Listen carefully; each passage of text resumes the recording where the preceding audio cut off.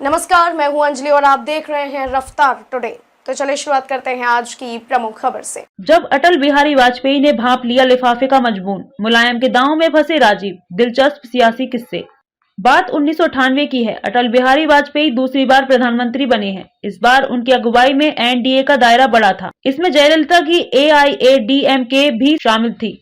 सरकार के काम शुरू करते ही सियासी संकट शुरू हो गया। जयललिता की पार्टी से 3 सांसद केंद्र में मंत्री बनाए गए। इसमें भूतल परिवहन मंत्री बने सदापति आर मथैया के खिलाफ पद संभालते ही भ्रष्टाचार का एक मामला खुल गया। चेन्नई की एक अदालत ने अवैध तरीके से संपत्ति अर्जित करने के आरोप में उन्हें समन जारी किया है। वाजपेयी के दोबारा पीएम बने अभी 2 हफ्ते भी नहीं हुए थे और सरकार की साख सवालों के घेरे में थी। लिहाजा उन्होंने मथैया से इस्तीफा लेकर उन्हें मंत्रिमंडल से मुक्त कर दिया। मथैया महज 1 महीने मंत्री रह पाए। मथैया जयललिता के करीबी थे। उनके इस्तीफे से वह नाराज हो गयी। उन्होंने अटल को चिट्ठी लिखी थी कि मंत्रिमंडल के सदस्य बूटा सिंह, आर.के. हेगड़े और राम जेठमलानी पर भी भ्रष्टाचार के आरोप हैं। उन्हें भी बर्खास्त किया जाए। बीजेपी के कई नेताओं ने अलग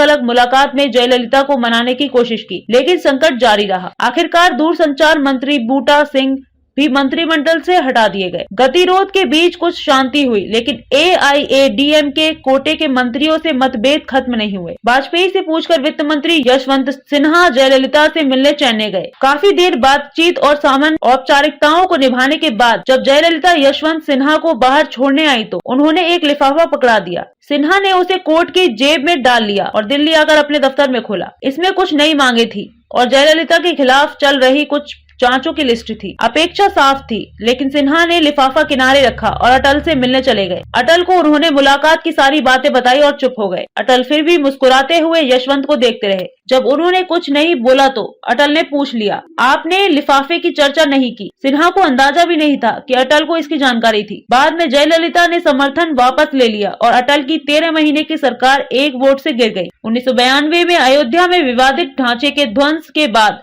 तत्कालीन प्रधानमंत्री पीवी नरसिम्हा राव के खिलाफ सरकार और कांग्रेस में विरोध के सुर तेज हो गए थे। उन पर राजीव गांधी की हत्या की जांच में देरी के भी आरोप थे।